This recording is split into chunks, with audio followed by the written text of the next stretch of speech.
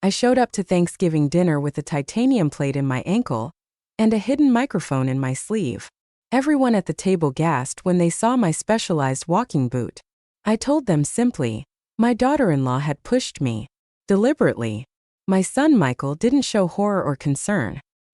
He leaned back in his expensive leather chair, took a slow sip of imported wine and laughed. Mother, he chuckled, shaking his head. My wife has simply taught you the lesson you deserve. The air in the room, usually thick with the aroma of roast turkey and family cheer, instantly solidified into ice. What they didn't know, what Michael and his wife Sabrina were absolutely oblivious to, was that I hadn't spent the past 4 months just healing my broken bones. I had been preparing a counterstrike so precise, so devastating, that by the end of this Thanksgiving feast, they would both receive far more than a mere lesson. They would lose everything. But before I continue with the account of that fateful night, please make sure you are already subscribed to this channel and turn on notifications. I want you to be here for every story of justice and survival. Also, let me know in the comments where you are watching this video from. We love to know how far our messages of strength are reaching. My name is Patricia Sterling. I am 69 years old and I learned a painful truth. Trust, especially familial trust, is not a birthright. It must be earned and re-earned constantly. When you are betrayed by your own flesh and blood, the wound is deeper than any physical injury, but it also creates a unique, cold strength. It all started 3.5 years ago when my husband, Arthur, passed away suddenly from a massive stroke. It was 40 years of partnership, 4 decades spent building a life, a family, and a thriving real estate investment portfolio centered in Miami. Arthur was the anchor of my life. When I lost him, I felt adrift in an ocean of grief. Michael, my only son, came to the wake with Sabrina, his wife of 3 years. He hugged me so long and so tightly I felt it was genuine, overwhelming comfort. Now, I know it was merely calculation. They lived in a small condominium miles away and rarely visited, perhaps once every 2 months. But after the funeral, they became constant fixtures. Michael insisted I couldn't stay alone in the sprawling 5-bedroom home in Coral Gables. He claimed he was worried about my emotional state, my safety, my ability to manage the properties. Sabrina, with her perpetually sweet, concerned smile, agreed with every word.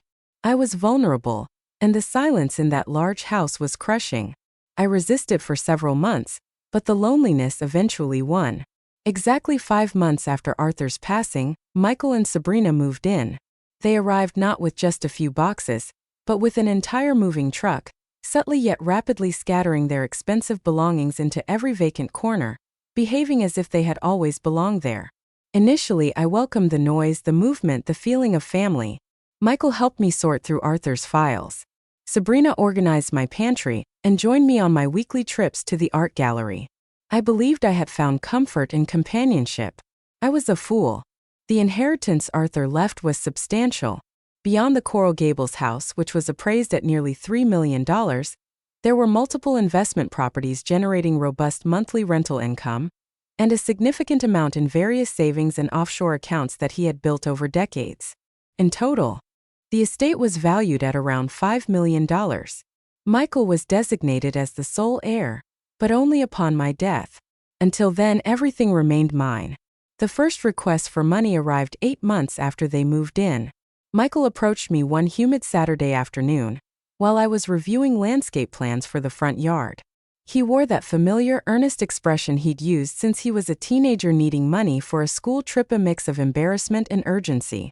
He explained that his technology startup was on the cusp of securing a major investment, but they needed $75,000 in bridge capital to cover critical server upgrades.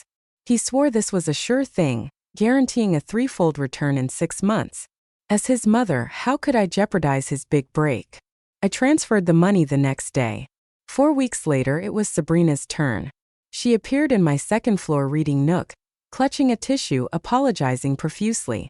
She claimed her younger sister had suffered a severe accident abroad and required $40,000 for emergency specialized treatment that their insurance wouldn't cover.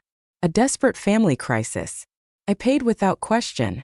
We were family after all. The requests began to multiply with alarming frequency. In May, another $60,000 for an unmissable pre-IPO crypto opportunity Michael swore would make us rich.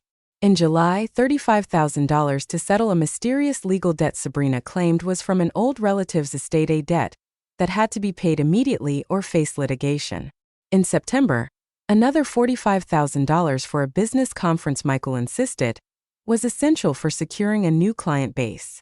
By the time November arrived, I had already loaned them a total of $255,000, and I hadn't seen a penny returned.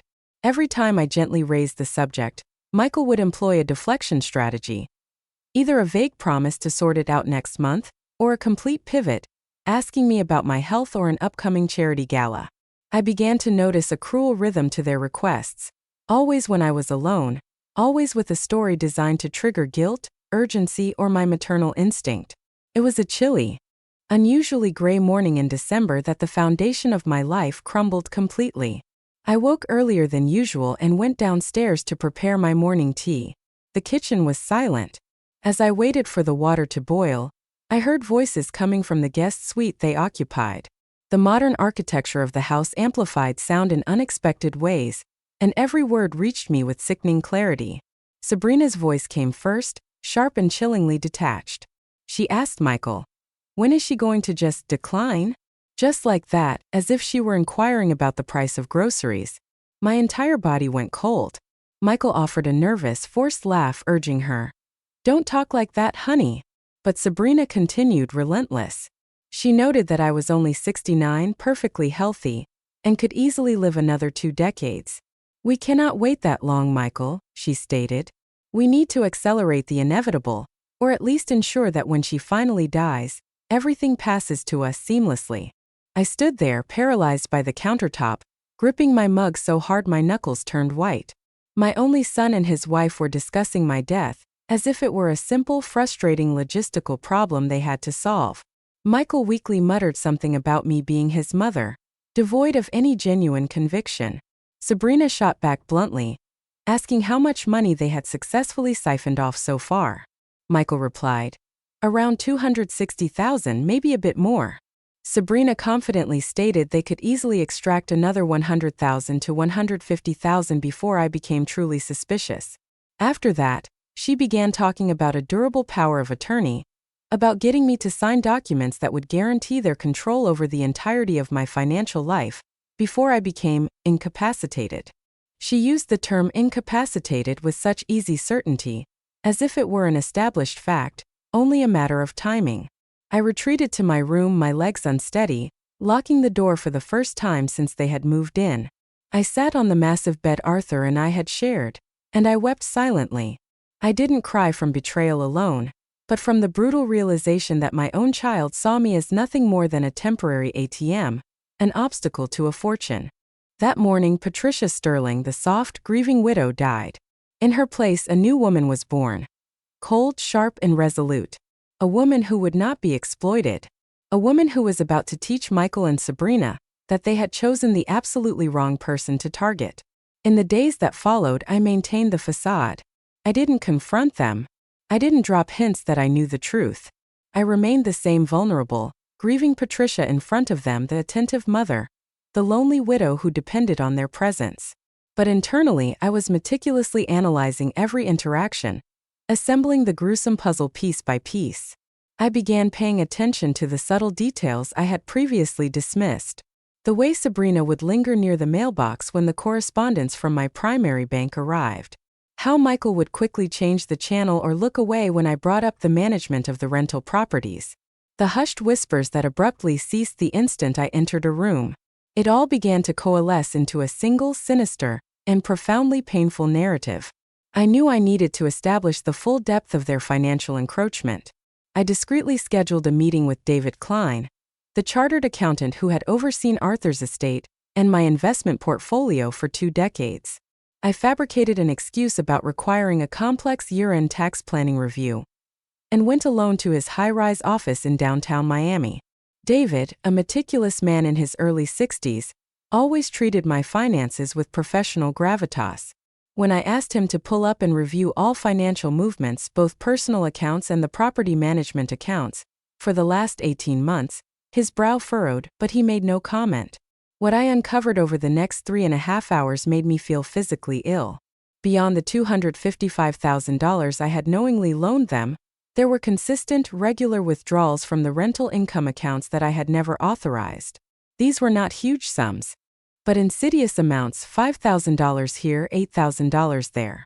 They were always executed on the 1st and 15th of the month, times when I was typically at my weekly water aerobics class, and Michael remained home, claiming he was helping me manage some paperwork.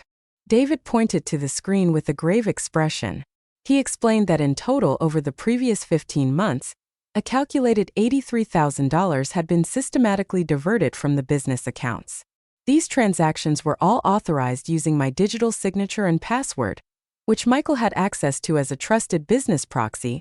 I had naively appointed shortly after Arthur's death to help me transition into the sole role of property manager. My blood ran cold with a mix of fury and disbelief. It wasn't just the $255,000 in loans that were unlikely to ever be repaid. This was calculated, unadulterated, systematic theft, embezzlement of sums they believed I was too overwhelmed or oblivious to notice because I trusted them implicitly to assist in managing the properties. I immediately instructed David to execute 2 critical actions. 1. Revoke all power and proxy Michael held over any of my personal accounts, investment portfolios, or property management businesses, effective immediately. 2. Prepare a comprehensive, detailed report documenting every suspicious transaction, cross-referenced with the dates of my loans, and compile all available digital signatures and authorization logs. He cautiously suggested I should contact the police. I asked him to hold off. I wasn't sure yet how I would handle this immense betrayal, but my priority was accumulating every shred of evidence first. On the silent drive home, I stopped at a quiet waterfront cafe and sat there for over an hour, drinking a lukewarm iced tea. My mind was reeling. $338,000. That was the cumulative figure Michael and Sabrina had stolen from me, a combination of the never-to-be-repaid loans and the calculated embezzlement from the property rental income. But the money, I realized, was secondary. The worst part was the sheer, cynical betrayal. The worst part was looking at the son I raised, the child I cherished, and knowing he saw me as nothing more than a temporary revenue stream, waiting impatiently for my death, and laughing at my expense behind my back while performing the role of the devoted caregiver. When I eventually pulled up to the house that afternoon, they were in the large family room, watching a popular home renovation show. Sabrina greeted me with that same sickeningly sweet smile and asked if I wanted anything specific for dinner. Michael commented that I looked drained, feigning the concern of a devoted son. I told them I was fine, just a mild headache from the heat, and headed upstairs. But before ascending the marble staircase, I paused and truly looked at them. I saw the possessive way Sabrina was lounged across the sofa, as if she already owned the furniture and the space. I saw Michael's sneakers propped up carelessly on the antique mahogany coffee table Arthur and I had bought on our honeymoon. They occupied my space, the life I had built, as if it were already their inheritance. That night, lying alone in my bed, I made a final, unwavering decision. Simply kicking them out or confronting them was too easy, too quick, and would grant them the chance to spin the narrative in their favor. They had spent months manipulating me, stealing from me, and planning my demise. They deserved an elaborate, undeniable reckoning. They deserved a taste of the cold, meticulous justice that a supposedly vulnerable old woman could deliver. My immediate retaliation began the very next morning. I didn't announce my intentions. I didn't change my demeanor. I remained the same Eleanor-loving, attentive, and slightly overwhelmed by my late husband's affairs. But beneath the surface, I was transforming into a hawk. I started my own subtle investigation. While Michael was at the gym and Sabrina was ostensibly running client errands, I searched their private guest suite. I know this was a deep invasion of privacy, but at this point all moral subtleties were irrelevant. They had planned my death. I owed them nothing. I found several incriminating items. Tucked into a leather portfolio, I located copies of Arthur's last will, where Michael was indeed the universal heir. Adjacent to this, there were printouts detailing the estimated value of the Coral Gables home and the collective investment properties. Most disturbing were screenshots saved on an old laptop I found hidden in the closet. These were conversations from a private, encrypted messaging group they had named the Sterling Transition. In these chats, Sabrina consulted with friends about the most effective, quickest legal procedures to obtain a durable power of attorney over an elderly relative. One friend had recommended a prominent lawyer specializing in conservatorship, a man named Marcus Thorne. But what truly chilled me to the bone was a leather-bound journal Sabrina kept hidden beneath a stack of designer scarves. It was a strategy diary, detailing every method she used to manipulate me. The entries were terrifyingly specific. Patricia gets overtly sentimental and generous after visiting the botanical gardens. Schedule requests for Monday afternoons. Always ask for money when Michael is absent. His weakness creates resistance. Must appear urgent, emotional. Sister in trouble scenario works best. I read the pages with a mixture of burning rage and sick admiration for her chilling meticulousness. She had cataloged my emotional triggers and weak points, as if I were a target in a hostile takeover. She even documented my weekly outings and the people I met, treating me like a surveillance subject. I methodically photographed every single page of the journal, every document in the portfolio, and every screenshot on the hidden laptop using my secure, encrypted phone. I saved everything to a protected folder on my main computer and created triple redundancy in 2 separate cloud backups. If they wanted to play a dirty strategic game, they would quickly find that my new self was a far more formidable, prepared opponent. In the ensuing weeks, I maintained my routine, but with hyper-awareness. I noted Sabrina quickly rifling through my mail when she thought I was distracted. I caught Michael making hushed, clandestine calls from the balcony late at night. The two of them would exchange loaded glances whenever I mentioned the need for financial simplification or estate planning. One night at dinner, Sabrina casually introduced the idea of my preventative care. She mentioned a friend whose parent had visited a highly recommended neuropsychologist specializing in early-stage cognitive decline. She stressed how vital it was for people my age to get proactive checkups to ensure everything was functioning smoothly. Michael agreed instantly, far too enthusiastically, suggesting he could schedule the appointment for me. I pretended to consider the idea seriously, nodding with an expression of worried self-reflection. Inside I was laughing a cold, silent laugh. They were systematically planting the seeds of the narrative. Patricia is becoming senile. This was the necessary prelude to having me legally declared incompetent. It was a tactic straight out of Sabrina's horrifying notebook. It was then I formulated my most dangerous strategy. If they were determined to paint me as confused and mentally fragile, I would lean into the role perfectly. I would give them exactly what they expected: a confused, increasingly forgetful and vulnerable elderly woman. And while they became complacent, convinced they were winning and documenting my decline, I would be constructing the perfect, inescapable trap. I started small. I forgot my tea kettle on the stove for an extra 15 minutes, though never long enough to boil dry. I asked Michael the same simple question about the weather twice in a row. I left my glasses in the refrigerator. Nothing dangerous, just enough low-level visible slip-ups to feed their mounting narrative. Sabrina devoured the bait. She immediately began commenting to Michael, just loud enough for me to hear, about my recent memory lapses. Michael joined in, suggesting gently that perhaps the property management was becoming too much responsibility for me. Outwardly, I accepted their concern, sighing and agreeing that I did feel a bit scatterbrained lately. Inwardly, however, I was documenting everything. I used the voice recorder on my phone to capture their subtle attempts at gaslighting. I noted every date, time, and specific incident. Crucially, I also discreetly engaged the services of a private investigator. I needed to know exactly what Michael and Sabrina were doing when they were outside the house, who they were meeting, where the stolen money was going. The PI, a former law enforcement officer named Derek, was highly recommended for his discretion and efficiency. In 2 short weeks, Derek's preliminary report arrived, and it confirmed my deepest fears, revealing layers of calculated betrayal I hadn't even imagined. Derek met me at a neutral location, a small, nondescript library coffee shop far from Coral Gables. He presented a thick file and an expression that conveyed a professional detachment, mixed with a visible, quiet pity. That look alone confirmed that the news contained in the folder was devastating. The report started with the basics: Michael and Sabrina's weekly routines, their social contacts, and the places they frequented. But the investigation quickly revealed a depth of deception far greater than simple theft. First, their previous residence. They had not terminated the lease on their expensive downtown condo, as they had claimed when moving in with me.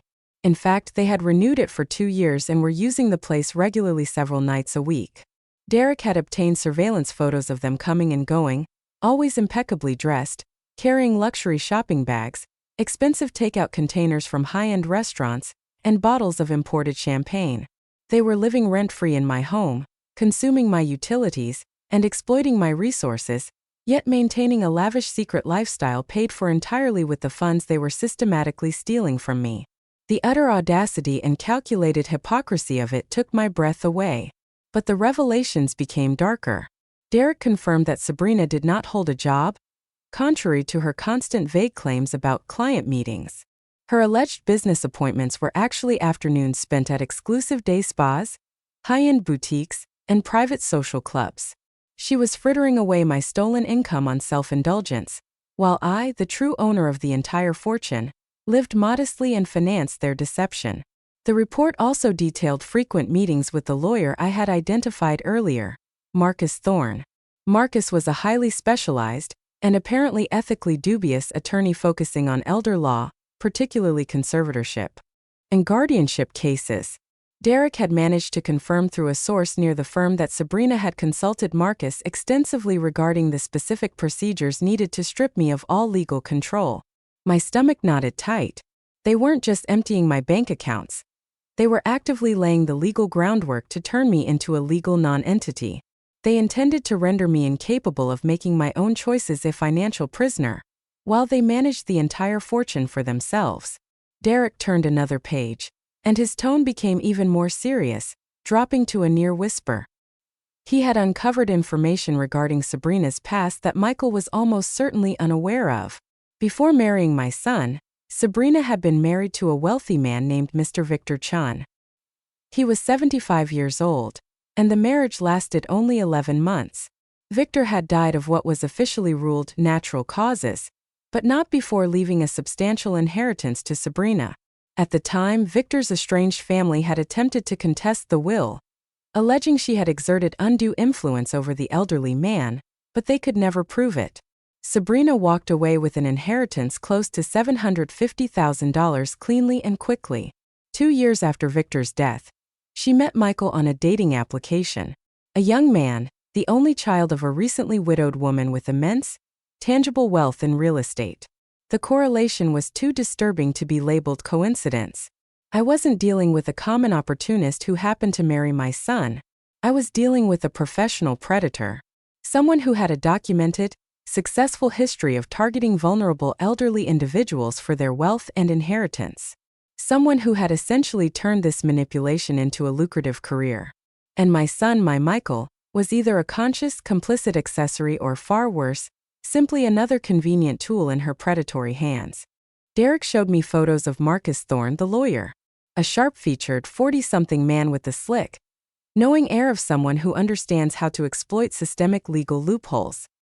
His firm specialized in this morally ambiguous but highly profitable niche of elder conservatorship. I instructed Derek to continue his investigation, specifically focusing on any connections between Sabrina and people from her previous marriage, and to try and monitor communications between her and Marcus Thorne. He promised a full update in 3 weeks. I left that coffee shop with the file clutched tightly, the cold, clinical details providing a stark, frightening clarity. Sabrina was a serial predator who had deliberately chosen my son as a stepping stone to me. And Michael, my own blood, had accepted this role, whether driven by his own massive debts, weakness, or a combination of both. I couldn't face them that night. I claimed exhaustion and retreated to my room early. I spent the hours analyzing Derek's report, connecting the horrifying dots, and realizing the full extent of the complex, ruthless trap I had fallen into. Their plan was clear and long-term. 1. Systematically drain my liquid assets via loans and embezzlement. 2. Manufacture a clear, demonstrable narrative of my mental decline. 3. Utilize Marcus Thorne to secure legal conservatorship over my person and my properties. 4. Once in total control, they would transform me into a legal shell while they lived sumptuously off my entire fortune until I died naturally, or, given Sabrina's history, perhaps unnaturally. The chilling memory of overhearing them ask, "When is she going to just decline?" took on a new, infinitely more sinister weight. Given Sabrina's history with two conveniently deceased, wealthy elderly husbands, it was no longer paranoia to believe she might plan something similar for me. I decided there and then, I wouldn't just defend myself. I would mount a powerful preemptive counterattack. I would utilize every piece of information, every piece of evidence, every calculated mistake they made to flip the entire situation onto them. By the time I was finished, Michael and Sabrina would understand the true, absolute meaning of messing with the wrong person. I started the counter strategy with the most important, critical defense: safeguarding the inheritance. I immediately scheduled a confidential meeting with my trusted estate lawyer, Robert Vance, who had managed my late husband's and my personal legal affairs for years. I selected a day when Michael was supposedly traveling for a client meeting and Sabrina had gone to her weekly spa appointment. Robert received me with his usual warmth, offering herbal tea and asking about my recovery from grief. When I explained that I needed to make sweeping, significant changes to my last will and testament, his expression became intensely focused. First, I removed Michael as the universal heir. In his place, I meticulously divided my assets. The entire portfolio of investment properties, along with half of the liquid savings, was designated to a large nonprofit foundation dedicated to providing scholarships for disadvantaged students in Miami. The Coral Gables house and the remaining half of the liquid assets would go to my niece, Claire, my late sister's daughter. Claire was a serious, hard-working young woman, a nurse practitioner, who had always maintained contact with me out of genuine affection, never hinting at any financial interest. I left Michael a purely symbolic bequest of $120,000. This amount was substantial enough that he could not legally contest the will by claiming I had forgotten him or was mentally incompetent, but it was insignificant enough to clearly communicate my profound dissatisfaction and his conscious exclusion from the bulk of the estate. Crucially, I prepared a lengthy, sealed explanatory letter, to be opened only after my death. This letter detailed the reasons for my drastic decision: the discovery of the financial theft, the conspiracy to declare me incompetent, and the betrayal of trust. Robert asked detailed questions, ensuring I was acting with complete lucidity, free from duress, and absolutely certain of my wishes. I summarized the situation by saying there had been a profound breach of trust, without revealing the full extent of the criminality. Robert was professional enough not to press for details, only ensuring every change was executed flawlessly according to Florida law and maintained under absolute, maximum confidence. I also utilized this meeting to draw up a healthcare power of attorney. I designated my best friend, Sarah, as the sole person authorized to make medical decisions for me should I ever become incapacitated. This served as a powerful ironclad legal barrier. Any attempt by Sabrina and Michael to have me committed, confined, or medicated against my will would now immediately collide with Sarah's legal authority. I left Robert's office feeling an immense weight lifted. This was the first, most crucial defense.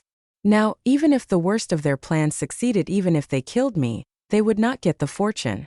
All their months of planning, manipulation, and theft would have been rendered utterly futile. My goal, however, was not simply to thwart their plot after death. I intended to be alive and well to witness their absolute ruin. December arrived, ushering in the stressful humidity typical of a South Florida winter.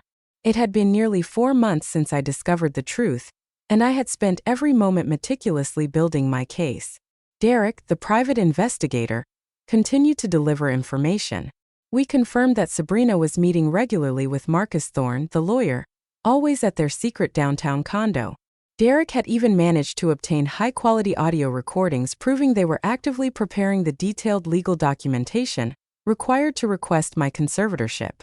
In one devastating recording, I heard Marcus Thorne explaining to Sabrina that they absolutely required medical expert testimony to confirm my mental decline.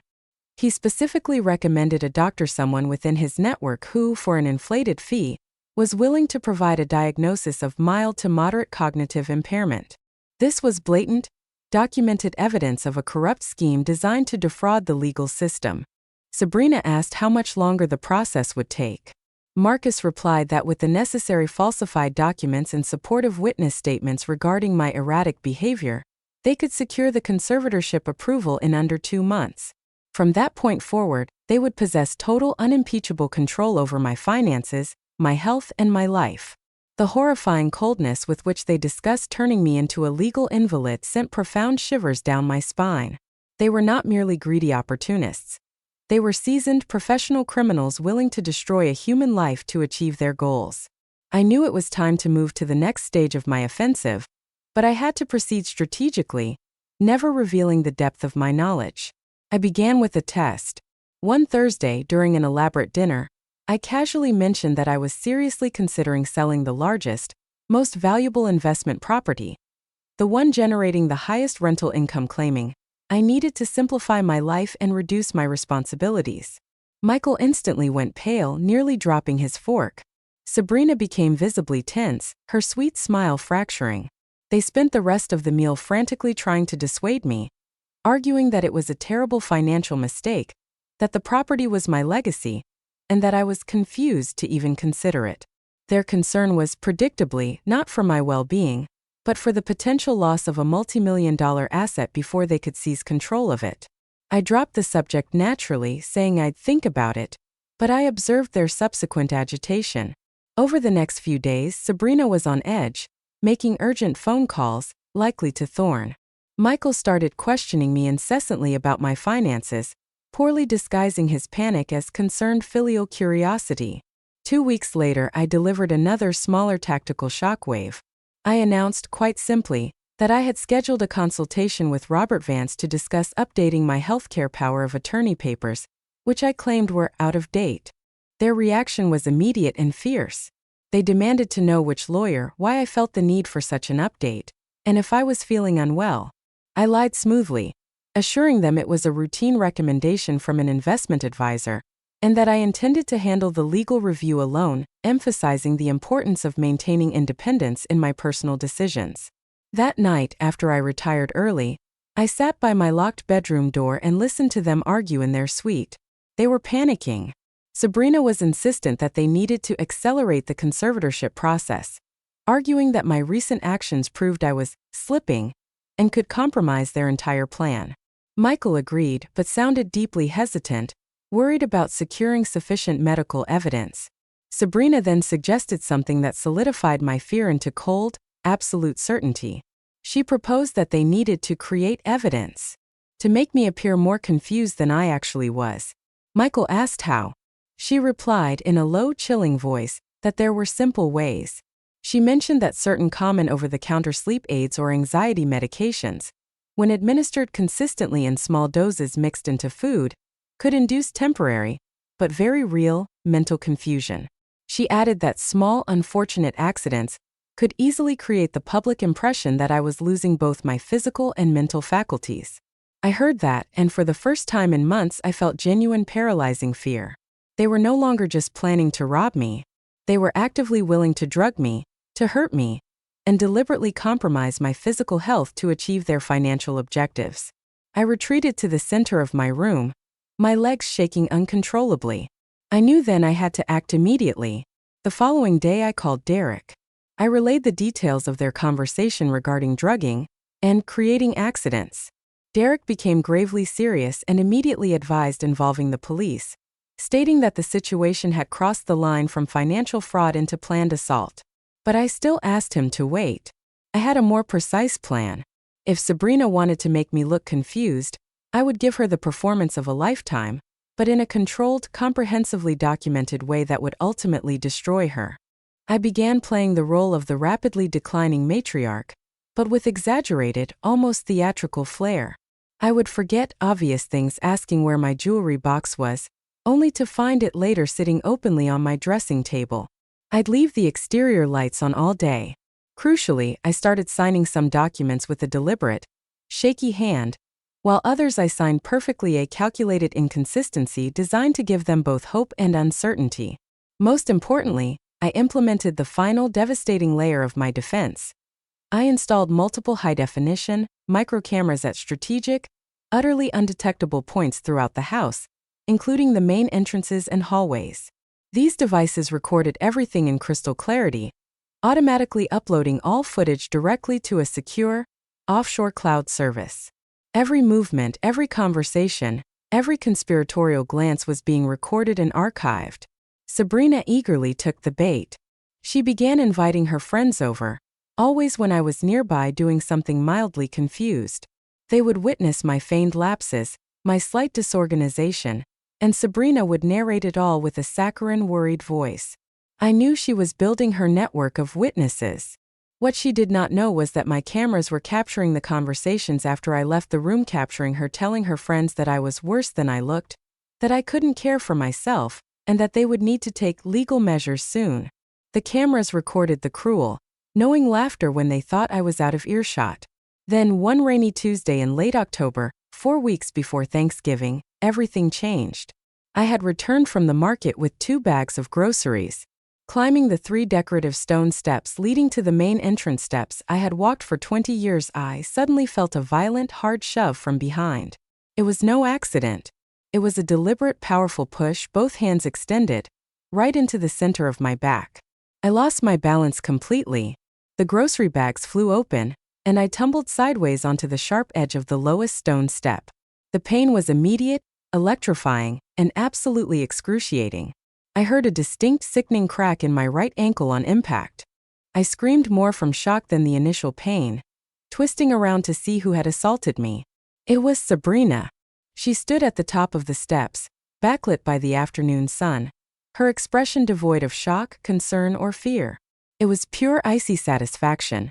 Our eyes locked for one devastating second. In that second, I saw the truth. She had planned this. She had pushed me, calculating that the fall would leave me injured, dependent, and fragile, the perfect candidate for immediate conservatorship. Before I could speak, I heard quick footsteps. Michael appeared from inside the house. He took in the scene, me crumpled on the steps, the spilled groceries, Sabrina standing above me, and then he did something that utterly destroyed the last shred of maternal hope I held for him. He laughed. It was not a nervous laugh. It was a genuine dark chuckle of approval, almost pride. And then, he spoke the words that would be seared into my memory, words that came from a stranger's mouth. "Well, mother," he smirked, adjusting his collar. "My wife just taught you the lesson you deserved. They left me there. They did not call for help. They did not offer support. They simply abandoned me, lying in agonizing pain at the entrance of my own home, as if I were discarded trash. It was my kind neighbor, Mrs. Henderson, returning from her book club, who found me. She immediately called her husband, and together they gently helped me into their car and rushed me to the nearest trauma center. In the emergency room, with silent tears of pain and fury streaming down my face, I made the final choice. This was their definitive, unforgivable error. They had escalated the conflict from psychological manipulation and theft to intentional, physical violence, and that changed the rules of engagement forever. While I waited in the emergency room, the agonizing throbbing in my right ankle serving as a constant reminder of the assault, I immediately called Derek, my private investigator. I described exactly what had happened. He remained silent for a long moment, processing the deliberate criminal violence. He then asked the crucial question. "Patricia, were the exterior cameras active?" That's when I remembered the external micro camera I had installed weeks earlier, cunningly concealed within the decorative stucco molding near the porch light, aimed perfectly at the stone steps. If it was functioning correctly, it had captured the entire sequence. The deliberate push, the horrifying fall, their cruel reaction, Michael's monstrous words, everything. I asked Derek to go to the house immediately, using a prearranged cover story about inspecting the property line, and discreetly check the secure cloud feed to see if the incident had been captured. He promised to be on site within the hour. 2 excruciating hours later, sitting in a wheelchair with my right leg elevated, encased in a hard plaster cast up to my knee, I received a text from Derek. It contained just 2 words and a specific emoji. Got it. Irrefutable. The camera had worked flawlessly. It had recorded Sabrina cautiously glancing around to ensure no neighbors were watching. It had recorded the push itself, deliberate, forceful, and intentional. It had recorded my resulting fall and my scream of pain. And most importantly, it had recorded Michael walking out, laughing and delivering those damning words. It was crystal clear, irrefutable proof of aggravated battery and criminal assault. I resolved right then and there to use every single second of that recording to systematically dismantle their lives and their future. The surgeon confirmed my ankle was severely fractured in 3 places. I would need complex surgery to insert titanium plates and screws, followed by months of non-weight-bearing recovery and intensive physical therapy. I was admitted that night for surgery the next morning. Michael and Sabrina appeared at the hospital several hours later. Sabrina arrived with a preposterous bouquet of white lilies and an expression of manufactured, Oscar-worthy concern. Michael held my hand, his voice thick with false anxiety, claiming they had panicked when the neighbors called them about my terrible fall. My fall, as if I had somehow spontaneously thrown myself down my own steps. I allowed the charade. I let Sabrina stroke my hair and promised to be my devoted round-the-clock caregiver during my recovery. I let Michael vow he wouldn't leave my side. And internally, I planned every single devastating detail of the reckoning to come. Because in precisely 4 weeks it would be Thanksgiving. And this was going to be a Thanksgiving dinner neither of them would ever live down. The surgery was a necessary trauma, resulting in the permanent placement of 3 small metal plates. I was released from the hospital on the Tuesday before Thanksgiving. Sabrina insisted on picking me up, bringing a top-of-the-line motorized wheelchair she had rented, and maintaining the facade of the tirelessly devoted daughter-in-law. On the drive home, she spoke endlessly about how she had customized my room, bought special orthopedic pillows to keep my leg elevated, and how she would manage every detail of my recovery and the upcoming holiday preparations. I simply nodded, letting the powerful pain medication serve as an excuse for my silence. But I watched her. I noted the way she took corners too sharply, causing my cast to bump against the door panel, eliciting a silent wince of pain. I saw the calculated glances she shot me in the rearview mirror, not of affection, but of measuring my new, profound level of physical dependency. She was gauging how far she could push me now that I was physically immobilized and utterly dependent on her care. When we arrived, Michael was waiting at the door. He helped me into the wheelchair with practiced, careful movements, but his eyes were vacant. There was no genuine filial warmth, only the strained performance of a role he was desperate to play convincingly. They settled me in my room, and Sabrina brought me a small bowl of chicken broth. I didn't touch it. I claimed the hospital antibiotics had ruined my appetite. The truth was simple. I wouldn't consume anything that passed through her hands. Not after the recorded conversation about mixing medication into my food. That night, alone in my room with the door triple locked, I called Derek. He confirmed he had compiled all the necessary recordings from the last 3 months, hours of covert footage showing their suspicious conversations, the meetings with Marcus Thorne, their discussions of the plan, and most damningly, the crystal-clear recording of the assault on the stairs. I outlined my precise plan for Thanksgiving dinner. Derek listened in stunned silence. He eventually asked, "Patricia, are you absolutely certain? This is going to utterly obliterate your family dynamic, permanently." I replied, my voice hard and clear despite the pain, that my family dynamic had been obliterated, the very moment my son laughed at my agony and claimed I deserved to be hurt. What I was about to do was simply make that obliteration legally and publicly official. Derek agreed to the plan. He said he would coordinate discreetly with the Miami-Dade Police Department. We would need uniformed officers present at the exact right moment. He also contacted Robert Vance, my lawyer, and David Klein, my accountant. Everyone needed to be briefed and ready for the dramatic event planned for the holiday. On Thanksgiving morning, the house was a site of forced, brittle tension. Sabrina had decorated excessively, covering every surface with autumn garlands and candles, as if the sheer volume of ornamentation could conjure the illusion of a genuinely happy family. Michael had procured an exorbitant heirloom turkey and rare, expensive wines. They were planning a lavish celebration, and I knew precisely why. They believed they had achieved total victory. With my shattered ankle and motorized wheelchair, physically dependent on their every move, more vulnerable and psychologically fragile than ever, they thought they had me exactly where they wanted. The assault had been a strategic move to turn me into a dependent invalid, easier to control and quickly move toward conservatorship. They were unaware they had simply accelerated their own catastrophic downfall. Sabrina rolled into my room that morning, radiating artificial cheer. She informed me they had prepared an elaborate lunch and had invited a few people. I inquired who would be joining us.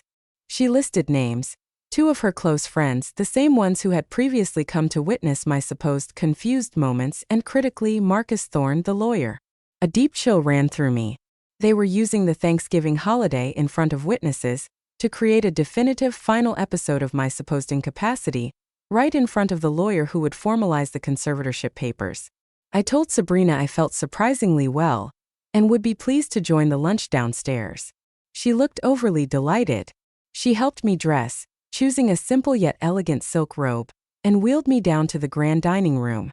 The table was set in a ridiculously opulent fashion, too many courses, too much crystal, too much forced cheer. Sabrina's friends were already there, greeting me with those feigned expressions of pity reserved for those they believe are rapidly losing their minds.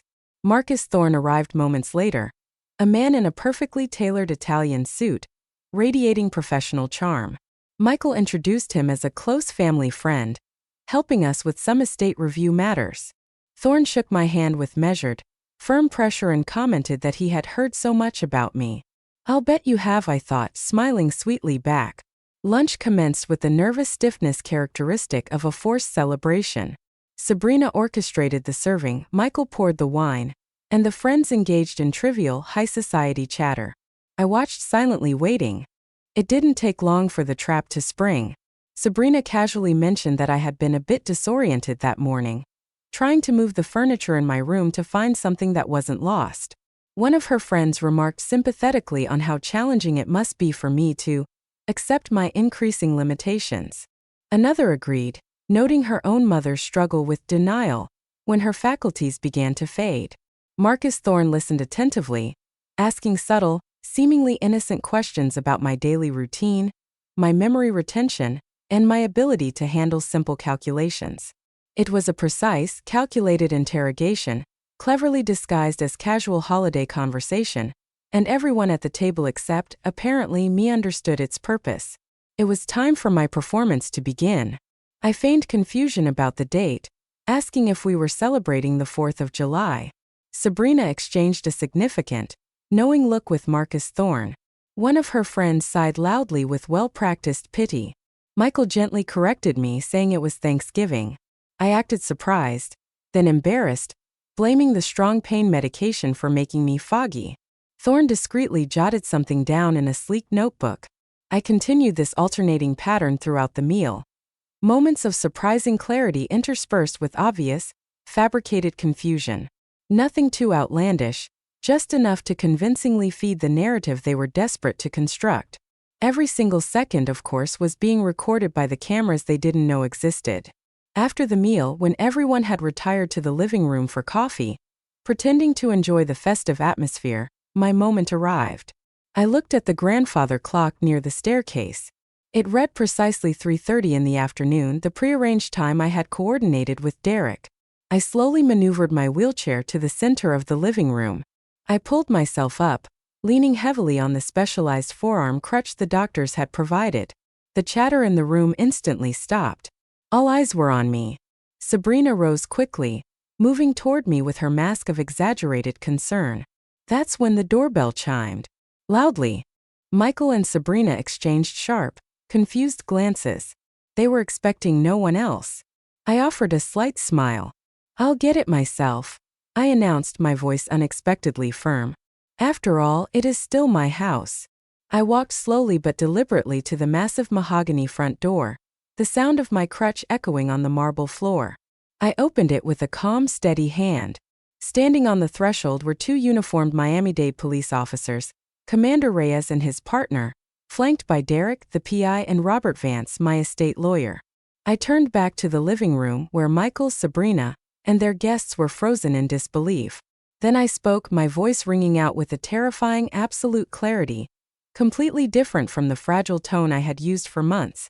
"Officers, please enter. I have a report to file against the current occupants of this residence."